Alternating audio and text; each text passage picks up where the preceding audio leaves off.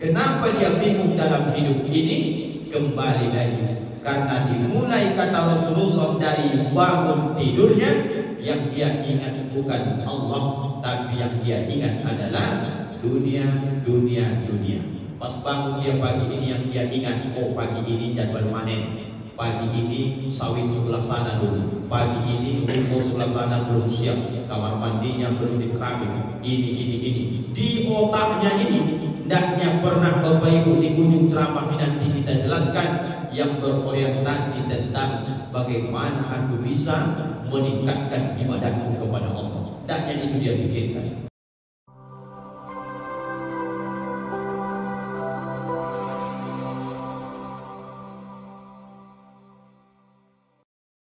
Bismillahirrahmanirrahim.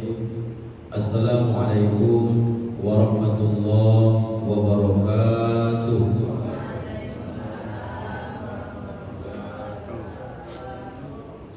Alhamdulillahirabbil alamin. Allahumma shalli wa sallim wa barik ala sayyidina Muhammadin wa ala alihi wa sahbihi wa sallim ajma'in. Subhanaka la ilma lana illa ma 'allamtana innaka antal alimul hakim.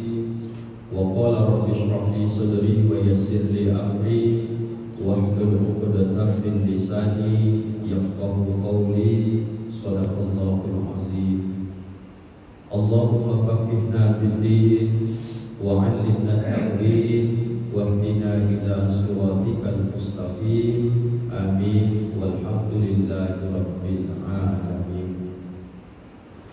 Bapak Ibu, orang-orang tua kami yang sangat kami hormati dan kami muliakan, semoga kita diberi Allah keistiqomahan dalam setiap hembusan nafas, umur yang sedang kita nikmati hari ini. Mudah-mudahan terus menambah bekal amal-amal akhirat kita, sehingga kita termasuk golongan orang-orang yang pernah bertemu di dunia ini melakukan kebaikan. Semoga Allah kumpulkan kita besok di dalam surga bersama orang-orang baik, tentunya juga bersama dengan Nabi kita Muhammad sallallahu alaihi wasallam. Amin ya rabbal alamin. Ibu-ibu, apa kabar subuh ini? Sehat semua? Alhamdulillah. Mana yang lain ibu positif kali? Oh, liburan. Bapak-bapak pulang kampung, banyak yang liburan. Memang jamnya, tanggalnya, harinya, saatnya kita berlibur. Mudah-mudahan yang hadir, yang tak hadir pun semua istiqomah dalam ketaatan kepada Allah dan Rasulnya. Amin ya rabbal alamin. Jadi Bapak Ibu, sedikit tentang masalah liburan. Ini nanti ada berjumpa hadis tentang orang yang berangkat musafir, baik tujuannya liburan, yang penting jangan tujuan maksiat. Kabar baiknya ada dua perkara, dua hal yang sering kadang-kadang membuat hati kita ragu dalam masalah pilihan amal. Maksudnya gimana Pak Ustaz? Kalau kita sedang situasi seperti ini Bapak Ibu normal, ini biasanya kan kita dapat sholat sunnah rawatib, qobliyah, ba'diyah. Sholat zuhur kita pun selama kita di sini tinggal dalam keadaan normal, tapi di musafir perjalanan, biasanya nanti sholat zuhur kita 4 rakaat, asar 4, seperti biasa. Tapi Bapak Ibu, ada masanya kita tak mampu melakukan itu. Kapan? Dua hal. Yang pertama, tidak mampu lagi melakukan sholat sunnah rawatib, baik qobliyah, ba'diyah. Tak bisa dia lagi sholat duha. Kenapa tak bisa? Datang penyakit, diberi Allah dia cobaan. Yang kedua, ketika musafir perjalanan, pergi rekreasi, pergi rihlah, melihat kebesaran Allah. Yang penting tujuan rihlah jalan-jalan itu jangan ada berbau maksiat. Ada orang asal libur sekolah, sholatnya pun libur. Ada orang asal pergi jalan-jalan, sholatnya pun lepas semua, tak ada dia ingat lagi. Orang ini tetap istiqomah dia, tapi namanya jalan-jalan. Zuhur bisa nanti dijamak dan diqasar, dikumpul dan dipendek. Zuhur menjadi 2 rakaat, asar menjadi 2 rakaat, boleh dikerjakan pula. Kalau asar dikerjakan di zuhur namanya jamak takdim, kalau zuhur ke asar namanya jamak takhir.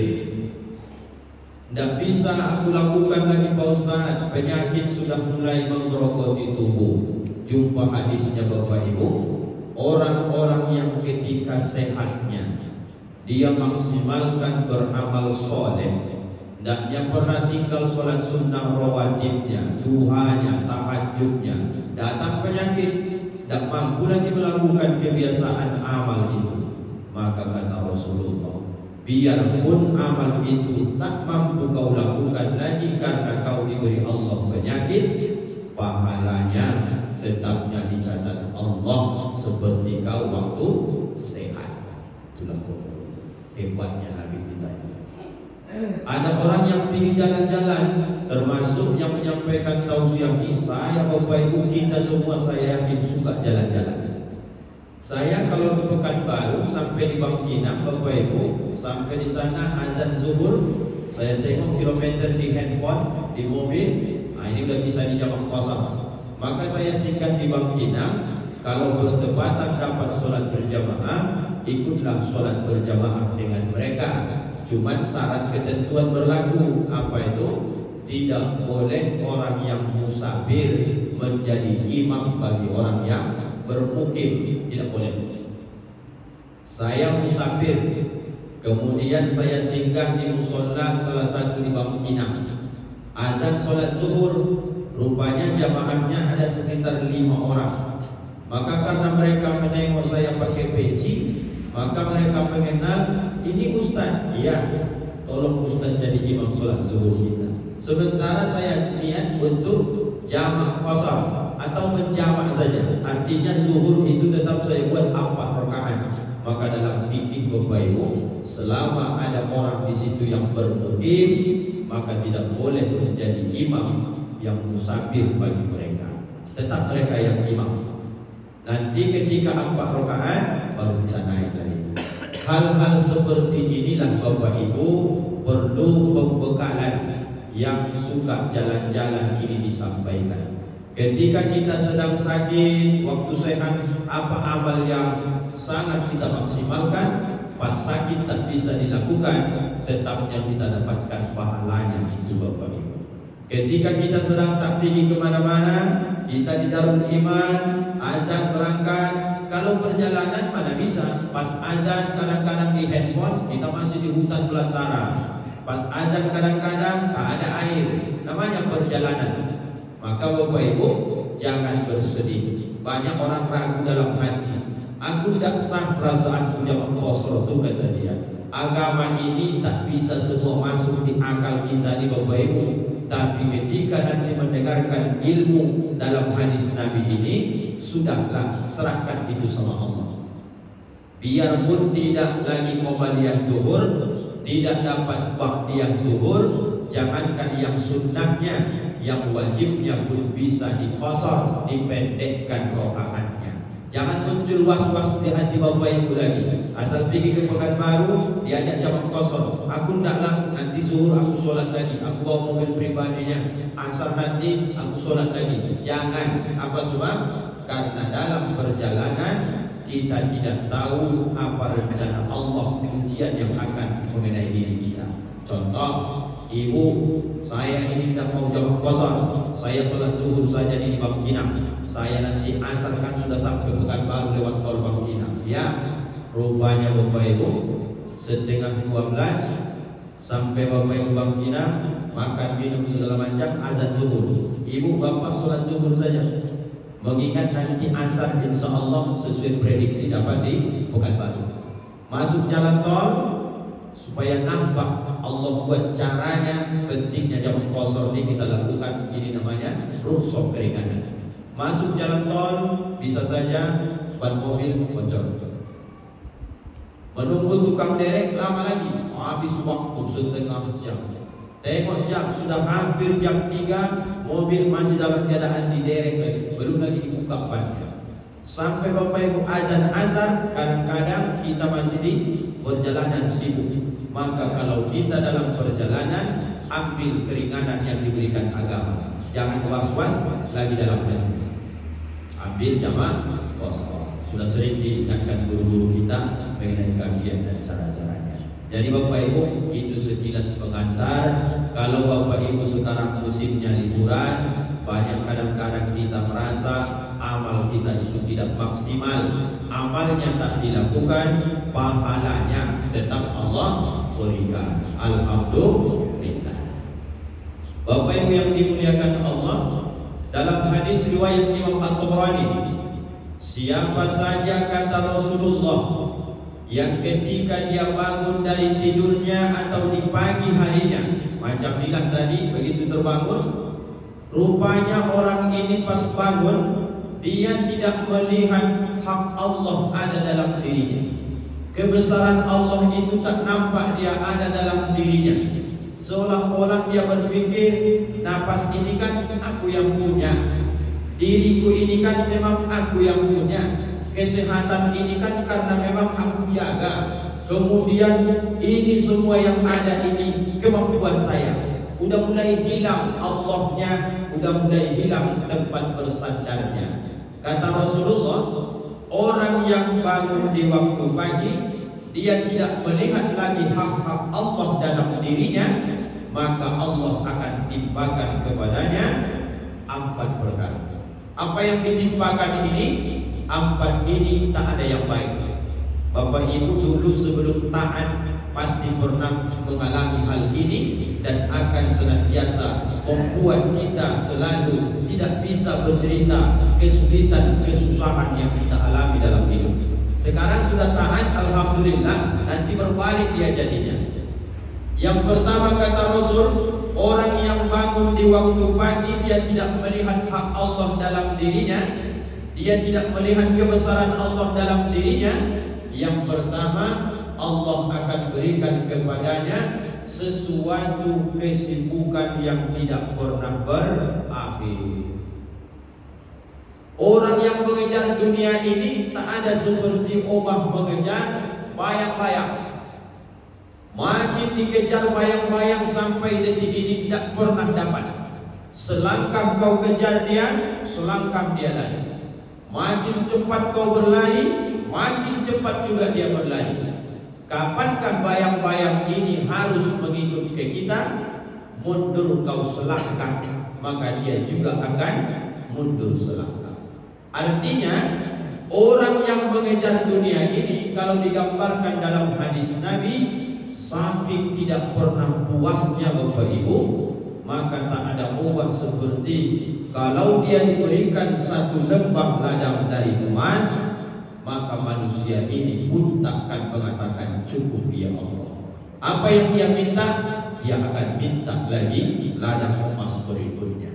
Apakah 2 sudah cukup? Tidak. 3.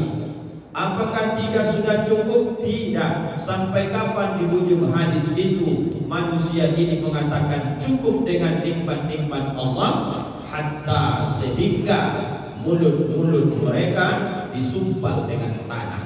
Kalau sudah masuk ke kuburan itu, barulah dia nampak betapa besarnya nikmat yang Allah berikan kepadanya, dan sedikitnya rasa syukur terima kasih semasa hidupnya di dunia ini kepada Allah. Jadi Bapak Ibu, orang yang tak mau ibadah ini, itu yang selalu dia lihat.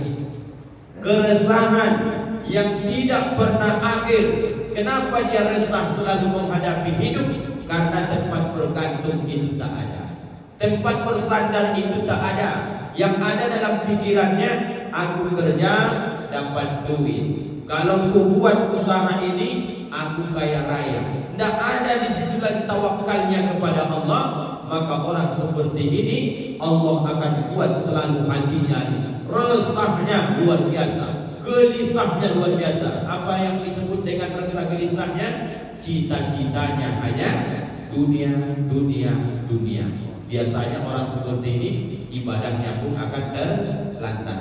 Contohnya, orang yang bercita-cita dunia, azan itu berkumandang Bapak Ibu, takkan mampu dia itu menutup tokonya, karena memang saat itu pembeli katakanlah ada yang harus dilayani. Orang yang orientasinya akhirat, maka dia akan membuat sesuatu cara supaya dia mengutamakan Allah dibandingkan dengan mengutamakan dunianya. Apa yang dia pikirkan? Yang memberikan aku kesehatan adalah Engkau ya Allah. Sampai dia berpikir yang menentukan rezekiku pun adalah Engkau ya Allah. Orang yang pembeli ini hanya syariatnya, asbabnya saja. Tentu kalau membuka toko, datang orang pembeli, ketika azan berkumandang, mana lebih diutamakan, Allah atau tokonya? Disitulah sedang dipertaruhkan keimanan kita. Sebagian berganti-gantian dia, nanti si istri ketika suami berangkat ke masjid, silahkan saja. Yang penting atur supaya bisa kau mengutamakan Allah. Yang pertama, kebingungan yang tidak pernah berakhir. Yang kedua, Bapak Ibu, dia senantiasa dalam hidup ini ada saja beban pikirannya. Kalau bahasa kami orang Medannya ini galau saja. Kalau tadi Pak Ustaz dia resah, gelisah, tidak pernah tenang, ini ditambah lagi dengan sifat galau ini Bapak Ibu, bingung jadinya dalam hidup ini. Ada orang Bapak Ibu diajak ngobrol pun tidak nyambung. Ada orang kadang-kadang duduk kita bercerita pun kita cerita A, dia cerita B. Padahal kita sedang ngobrol. Ini ciri-ciri orang yang sedang berada dalam kebingungan. Kenapa dia bingung dalam hidup ini? Kembali lagi, karena dimulai kata Rasulullah dari bangun tidurnya, yang dia ingat bukan Allah, tapi yang dia ingat adalah dunia, dunia, dunia. Pas bangun dia pagi ini yang dia ingat, oh pagi ini jadwal panen, pagi ini sawit sebelah sana dulu, pagi ini ruko sebelah sana belum siap, kamar mandinya belum dikeramik, ini. Di otaknya ini, hendaknya pernah Bapak Ibu di ujung ceramah ini nanti kita jelaskan yang berorientasi tentang bagaimana aku bisa meningkatkan ibadahku kepada Allah. Hendaknya itu dia pikirkan. Yang dia pikirkan sawitnya, yang dia pikirkan nanti kendaraannya, yang dia pikirkan rumahnya, yang dia pikirkan anak-anaknya. Yang dipikir dalam hidup ini senantiasa dunia, dunia, dunia. Tidak pernah berakhir keresahan dalam hidup, tidak akan pernah Bapak Ibu berakhir duka cita dalam hati ini sesuai dengan bahasa kita masing-masing. Ini pernah kita alami dulu sebelum kita taat kepada Allah Subhanahu wa taala. Nomor 3, kebutuhan yang tak pernah tiada terpenuhi. Padahal Allah sebutkan dalam Quran, wa ma min dabbatin fil ardi illa 'ala Allahi rizquha. Tidak ada di bumi ini yang melata, yang bergerak kata Allah, kecuali sudah dijamin rezekinya. Nampak hewan itu kan tidak ada sebenarnya Bapak Ibu macam kita disempurna akal dengan nafsu. Hewan itu hanya punya nafsu, yang dia pikirkan penting kenyang. Kambing tidak pernah bertanya, ini daun singkong siapa ini? Pak RT, Pak RW. Tidak pernah dia tanya-tanya. Yang penting dia lapar, dia nampak daun singkong, hantam, habiskan saja. Kita ini karena berakal, ada beban hukum syariat, tahu halal haram. Maka kemudian Bapak Ibu, di mana membedakannya? Manusia ini mestinya harus jauh lebih cerdik dibandingkan hewan ataupun binatang. Binatang itu tak dia bedakan halal haram, siapa yang punya, siapa yang ini, siapakah perlu izin atau tidak ada dia adab sopan santun, karena memang akalnya tak ada. Ustaz bilang hewan itu tak ada akal, kenapa dia sayang sama anaknya? Itu bukan akal, tapi itu insting. Beda itu Bapak Ibu.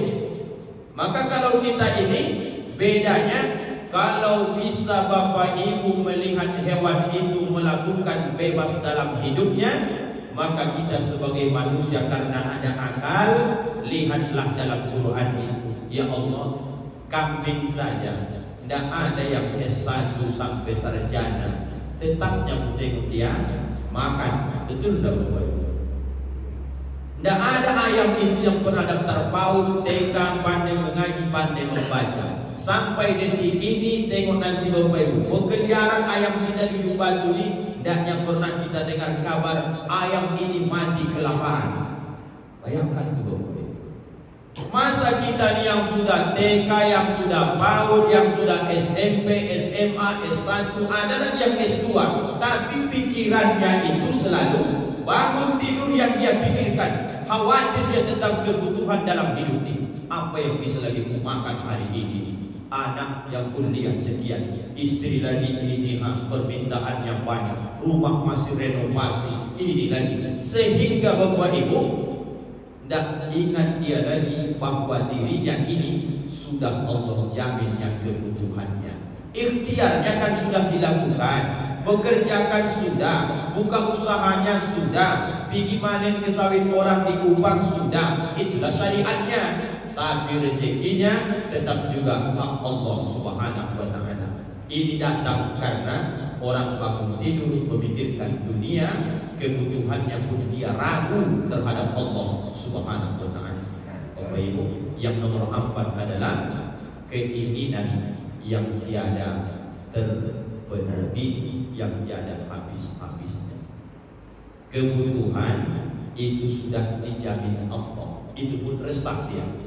Yang membuat kita berat dalam hidup ini, tak pandai membedakan antara kebutuhan dan keinginan. Kalau kebutuhan kita ini Bapak Ibu hendaknya jauh-jauh beda. Saya dengan Ustaz Rivaldo ini, kalau nanti pagi ini makan, tidak jauh beda dia habis dengan saya. Ada orang kaya ujung batu nih, makan sarapan pagi paling tinggi 3 mangkok, 3 piring lontong bisa dihabiskan. Sebanyak apapun duit dia, karena memang kadar kebutuhan itu cuma segitu. Ada orang fakir, orang miskin, kita traktir dia makan lontong pagi ini, paling habis 4 piring. Beda-beda tipis tuh Bapak Ibu. Artinya kebutuhan kita ini tidaknya jauh-jauh beda. Yang membuat kita sering pagi hari itu stres, itu adalah keinginan. Ingin ini, ingin itu, ingin ini, ingin itu, tidak ada habis-habisnya. Kenapa Allah buat di hati dan pikiran kita begitu?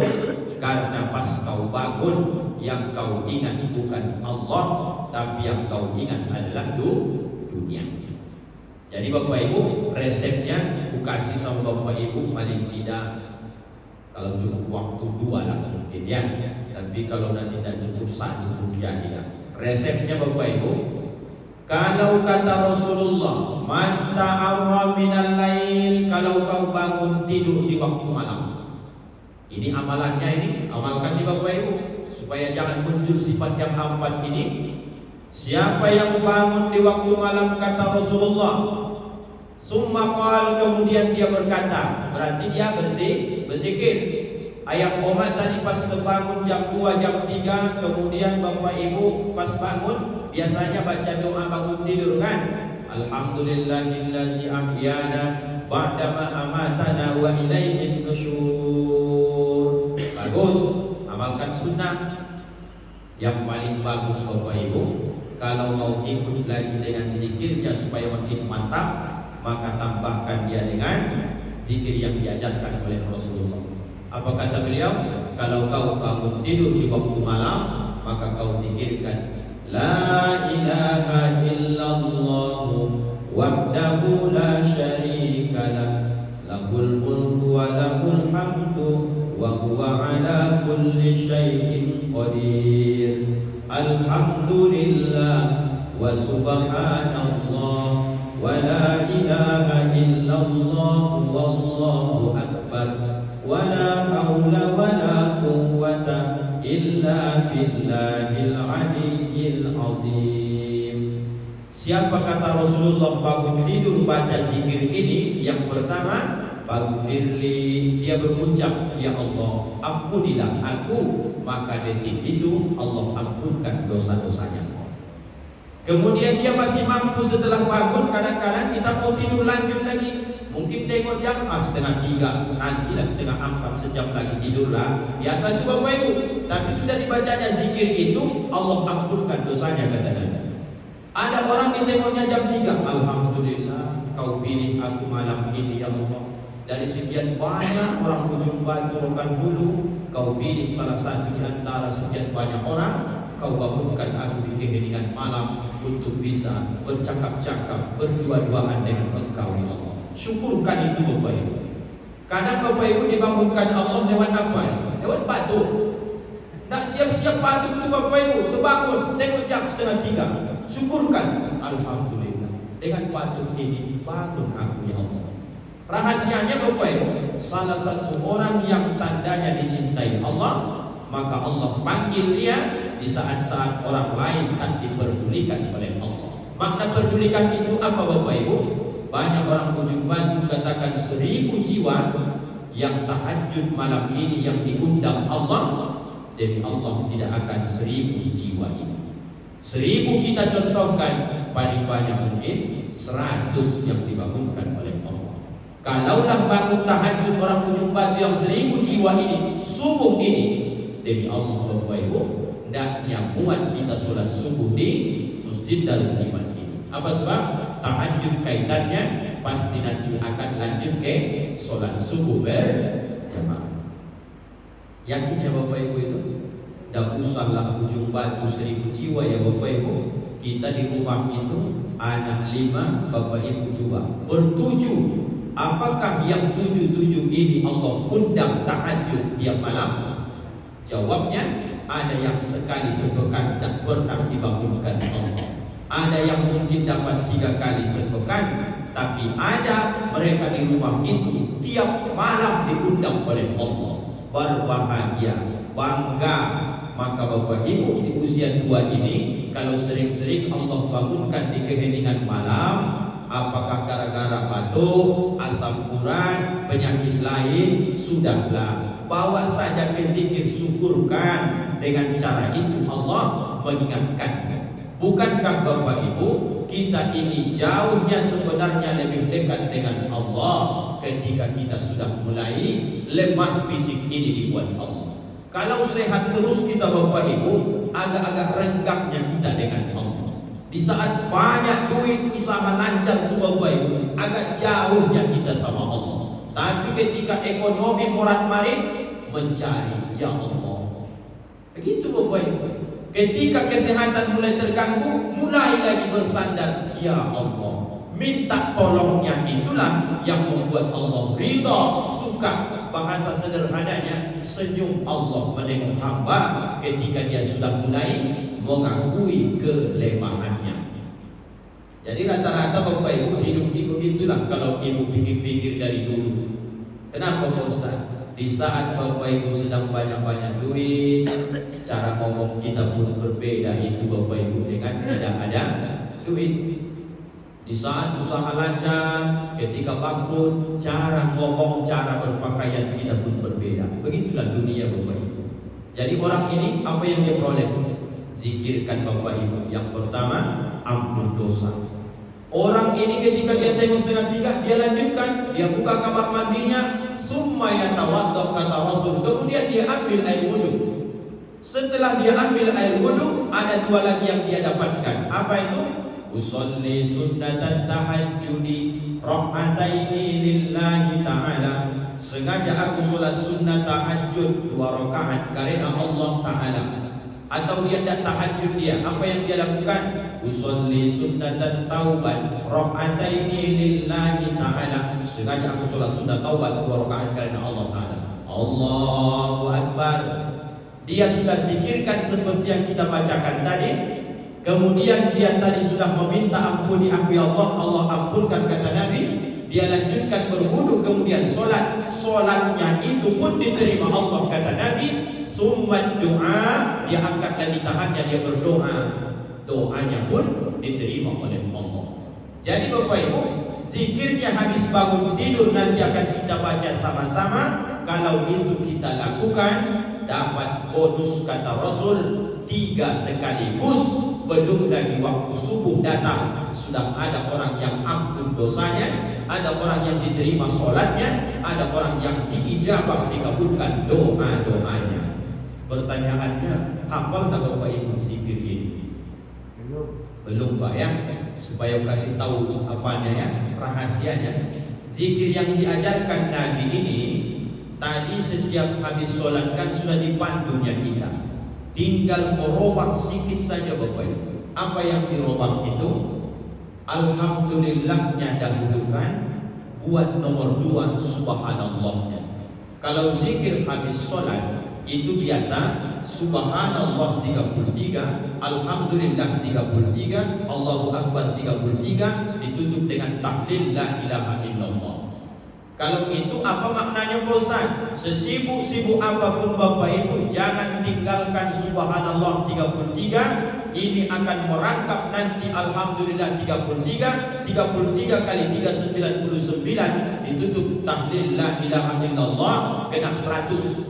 Kalau itu dibuat, diamalkan, dalam hadis Nabi diampunkan dosanya biarpun sebanyak buih di atas lautan. Hadis sahih.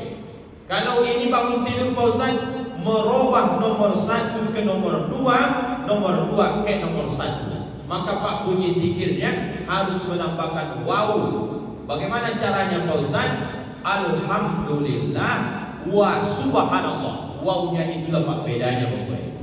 Jadi nanti kalau zikirnya ingat saja, aku habis sholat biasa subhanallah dulu. Kalau bangun tidur, alhamdulillah dulu. Menyambungkan kalimat alhamdulillahillazi ahyana ba'da ma amatana wa ilaihi nusyur.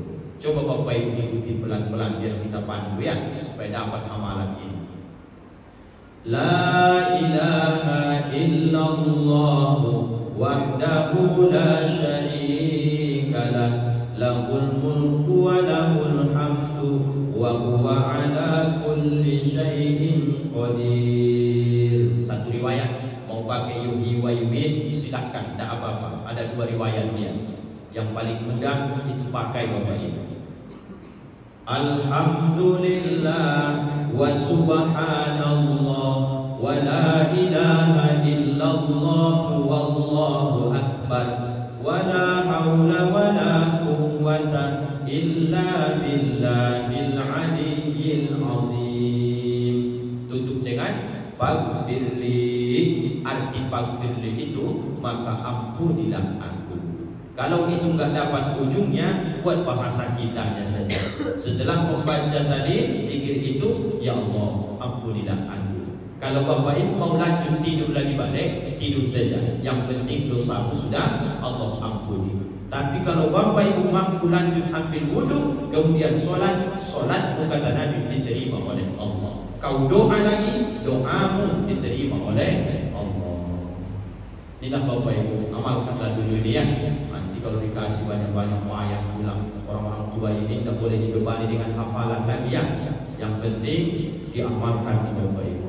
Kesimpulan kajian kita ini, ada orang bangun tidur memikirkan dunia, Allah berikan dia penyakit dalam hatinya sebanyak Ahmad tadi.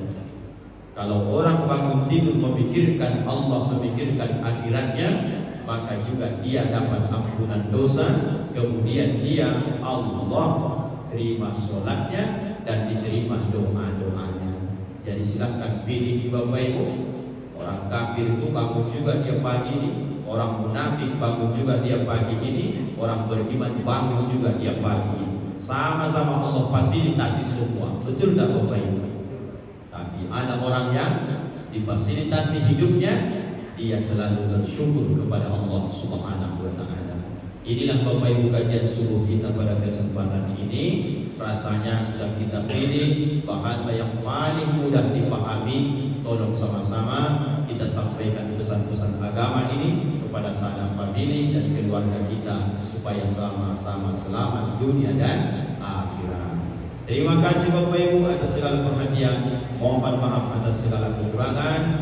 Mudah-mudahan Bapak Ibu maafkan Ustaz dunia dan akhirat. Maaf Bapak Ibu. Alhamdulillahirabbil alamin. Kita tutup dengan doa kafaratul majelis. Subhanakallahumma wa bihamdika asyhadu an la ilaha illa anta astaghfiruka wa atubu ilaik. Assalamualaikum warahmatullahi wabarakatuh.